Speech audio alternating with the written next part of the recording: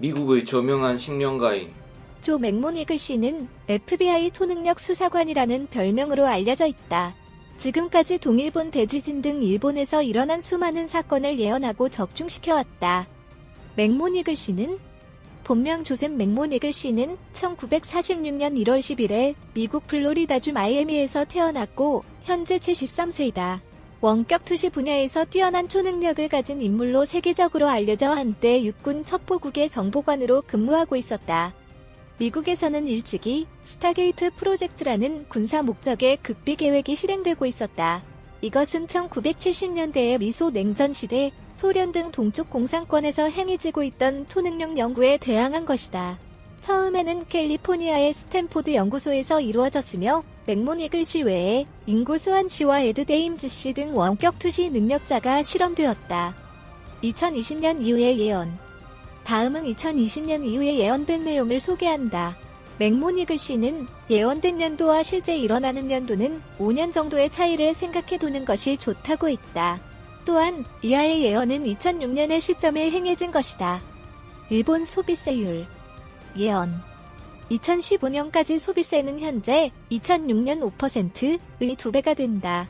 2020년 이후는 일반 국민이 살 수 있는 사치품은 없어진다. 해설. 실제로 2015년의 4년 후인 2019년에 일본의 소비세가 10%로 상승해 2배가 된다는 현실이 되었다. 해양. 예언. 2025년까지 일본의 어업은 막을 내린다. 2045년에는 세계의 대양에서 물고기 그림자가 사라진다. 수익이 거의 없고 운영비용도 많이 들기 때문에 계속할 의미가 없는 것으로 간주되어 버린다. 해설. 일본의 어업 생산량이 30년 만에 반감하고 있다. 일본을 덮치는 지진. 예언. 2018년 늦여름 도쿄도 서쪽 40km, 진도 6약. 해설. 이것이 현실이 되면 도쿄 직하 지진 그 자체이며 막대한 피해가 예상되는 대재앙이 될 것이다. 예언. 2020년 여름 이츠카와시 북동쪽 10km, 진도 6약. 해설. 이츠카와시의 중심부에서 북동쪽 10km 지점 지바현 시로이시, 천엽백정시, 지진의 분류에서는 지바현 북동부가 된다. 이 부근에서는 지난 100년 동안 M6 클래스의 지진이 6번 일어나고 있으며 인근 치바시 직하 지진의 경우는 M7 정도의 지진이 상정되고 있다. 일본을 덮치는 쓰나미. 예언. 2018년 가을 높이 10.5m, 2025년 여름 높이 16.8m. 해설.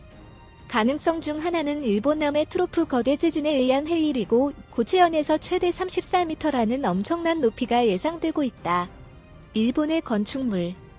예언.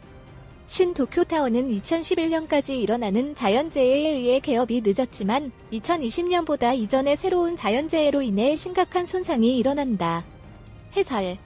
신도쿄타워는 도쿄 스카이트리로 생각되고 동일본 대지진의 발생으로 안테나가 구부러지는 등의 피해가 있어 당초 예정보다 늦게 2012년 5월에 개관되었다.